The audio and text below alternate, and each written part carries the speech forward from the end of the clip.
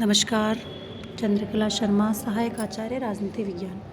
पूर्व के वीडियो में हमने आदर्शवाद के ऐतिहासिक परिप्रेक्ष्य में देखा और ऐतिहासिक परिप्रेक्ष्य के साथ साथ आदर्शवाद जो है किन किन सिद्धांत और किन किन विशेषताओं पर आधारित है उस पर हमने चर्चा की थी। अब हम बात करेंगे विभिन्न आदर्शवादी विचारक जिन्होंने अपने आदर्शवाद को लेकर अपने विचारों को किस रूप में और किस तरीके से प्रस्तुत किया।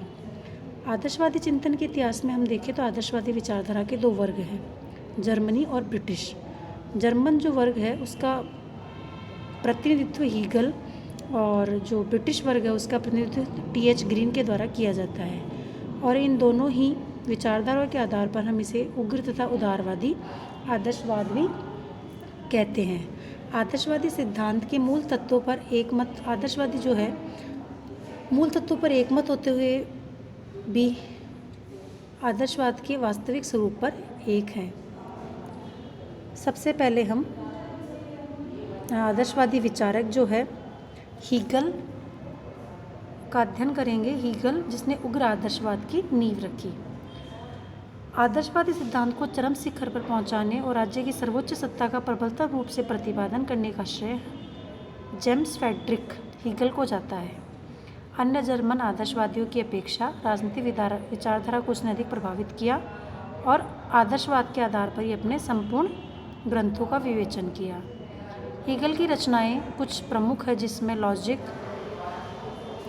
The philosophy of history, the philosophy of right है। सेपाइन का विचार है कि हीगल की राजनीतिक विचारधारा का महत्व हम दो बिंदुओं पर केंद्रित कर सकते हैं, एक तो उसकी द्वंद्वात्मक प्रणाली और दूसरा उसका राष्ट्रीय राज्य का आदर्श स्वरूप।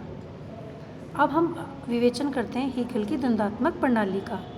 हीगल के अनुसार मानवीय सभ्यता की प्रगति या विकास कभी भी एक सीधी रेखा के समान नहीं होते हैं। जिस प्रकार प्रचंड तूफान के तफेड़े खाकर एक जहाज अपना मार्ग बनाता है, उसी प्रकार की मानव सभ्यता के जड़ें अनेक टेढ़े मेढ़े रास्तों से होते हुए आगे बढ़ती है। अर्थात राज्य एक जड़ वस्तु न होकर विकसित संस्था है और इसका अध्ययन विकासवादी दृष्टिकोण के आधार पर ही किया जाना चाहिए। इसी विकासवादी प्रक्रिया को हीगल ने द्वंद्वात्मक पद्धति का नाम दिया है। सर्वप्रथम यूनानी विचारधारा में भी हमें द्वंद्वात्मक प्रणाली को देखा जा सकता है।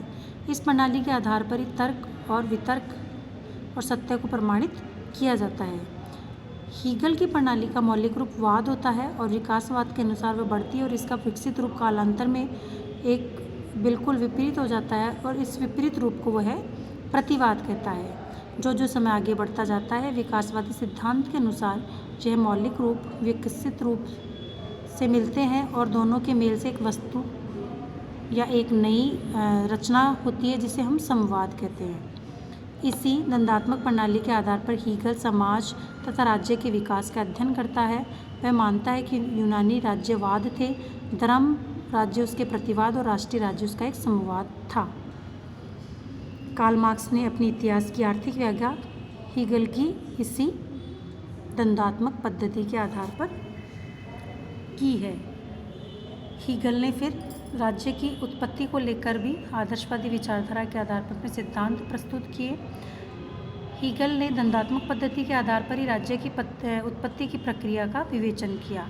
उसने लिखा कि राज्य का निर्माण दो तत्वों से होता है, एक और विश्वात्मा अपने लक्ष्य की ओर बढ़ते हुए विकास में सहयोग देते हैं और दूसरी ओर मनुष्य उसके द्वारा अपने को पूर्ण बनाने का प्रयत्न करते हुए उसका निर्माण करते हैं। अर्थात मानवीय जीवन का सार स्वतंत्रता है, स्वतंत्रता की चेतना ही प्रगति की विश्व का इतिहास है। इस प्रकार उसने अपने राज्य की उत्पत्ति के सिद्धांत को प्रस्तुत किया।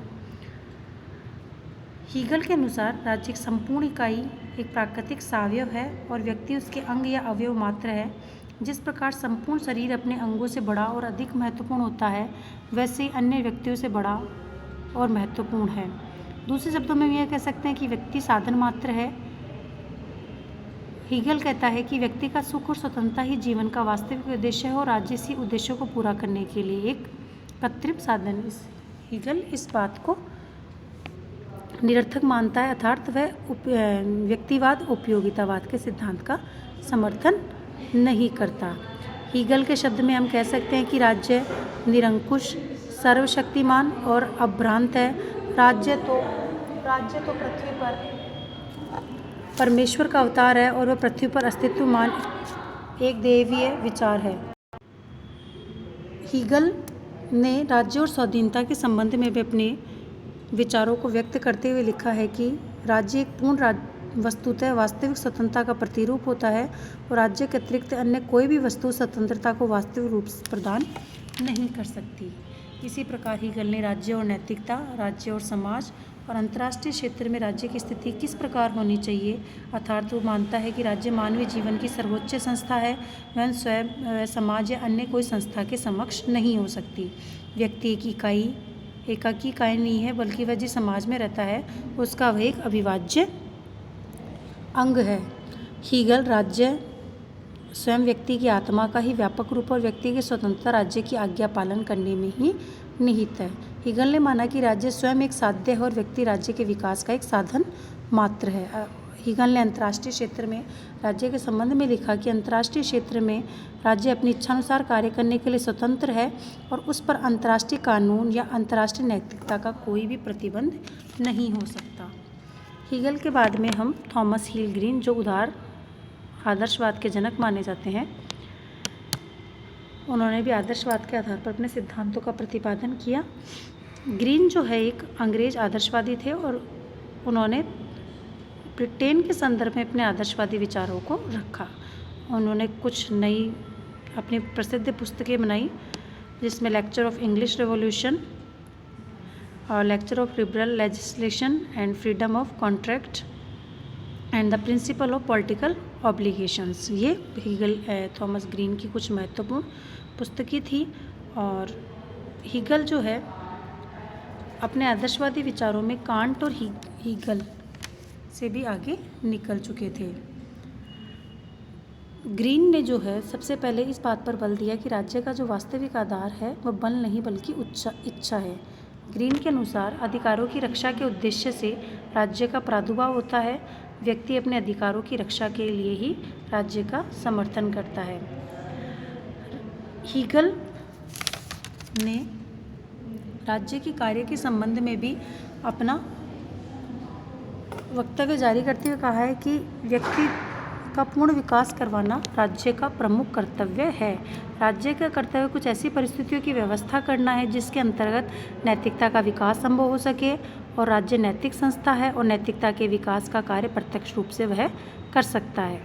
हीगल ने इसी आधार पर राज्य के कार्य को स्पष्ट करते हुए भी लिखा है कि राज्य व्यक्ति को वे कार्य करने दे जो करने योग्य है, और जिनके करने में जहाँ वे बाधाओं के कारण असमर्थ है उन बाधाओं को दूर करे, अर्थात राज्य बाधाओं को दूर करने का कार्य भी करे। इन दोनों ही विचारकों के बाद में हम आदर्शवाद की कुछ दुर्बलताओं या उसकी आलोचना किन किन कारणों के आधार पर की जाती है उसका विवेचन करते हैं। सबसे पहले तो जो आदर्शवादी विचारधारा है वह यथार्थवाद से परे है, अर्थात वह यथार्थ के धरातल पर अपने सिद्धांतों का निर्माण नहीं करती।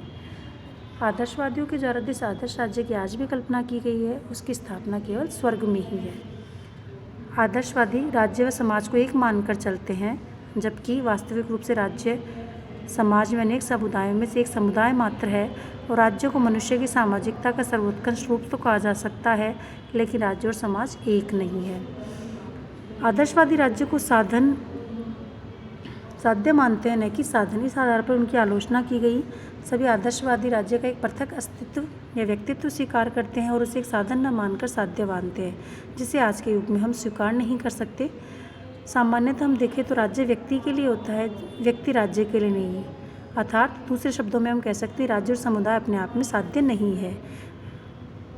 सर्वशक्तिमान राज्य का सिद्धांत जो आदर्शवादियों ने दिया वह भी अनुपयुक्त है। आदर्शवाद जो है राज्य सत्ता की कोई सीमा निश्चित नहीं करते और उसको सर्वशक्तिमान शक्ति दे देते हैं, लेकिन ये दृष्टिकोण उचित और व्यवहारिक नहीं है, क्योंकि हम जानते हैं कि राज्य कानूनों के माध्यम से काम करता है और कानून व्यक्तियों के केवल बाहरी कार्य को नियंत्रित करता है। इसलिए व्यवहार में किसी भी राज्य के द्वारा असीमित शक्तियों का प्रयोग नहीं किया जा सकता। राज्य का एक पृथक व्यक्तित्व नहीं है। आदर्शवादी जो है राज्य को साविफी मानकर उसका एक पृथक अस्तित्व और व्यक्तित्व बनाते हैं, लेकिन उनकी ये है धारणा है वह भी अमान्य है। व्यक्तियों के संगठन के रूप में कोई व्यक्तियों के संगठन के रूप में राज्य कार्य करता है, न कि किसी अन्य रूप में। राज्य पूर्णतः दोषमुक्त संस्थान नहीं है। आदर्शवादियों ने राज्यों को दोषों से रिक्त कर दिया है, अर्थात राज्य में किसी भी प्रकार का कोई दोष नहीं है। लेकिन वास्तव में हम देखें तो राज्य व्यक्तियों के माध्यम से कार्य करता है और यह एक सर्वविदित बात है कि गलती करना मानव स्वभाव है। और ये बात जब राज्य व्यक्तियों के माध्यम से कार्य करता है तो मानव जब गलती करता है तो राज्य गलती के बिना कैसे रह सकता है। इन सब आलोचनाओं के बावजूद भी हम देखें तो आदर्शवाद का आज अपना महत्व है। आदर्शवाद जो है राजनीति और नीतिशास्त्र के बीच में घनिष्ठ संबंध का प्रतिपादन करते हैं। आदर्शवाद समाज की आंगिक एकता पर बल देता है और ये बताते हैं कि जिस प्रकार समाज राज्य द्वारा एक सूत्र में बंधा रहता है, उसी प्रकार मानव का सच्चा कल्याण राज्य में रहकर ही किया जा सकता है। आदर्शवादियों बल का निषेध करके राज्य को ही इच्छा को आधार मानते हैं। आदर्शवादियों का मानना है कि आदर्श की प्रतिष्ठा करते हुए यह एकमात्र कल्पना नहीं है और बहुत कुछ सीमा तक हम इसे सत्य और अनुभव तथा ज्ञान पर आधारित कर सकते हैं।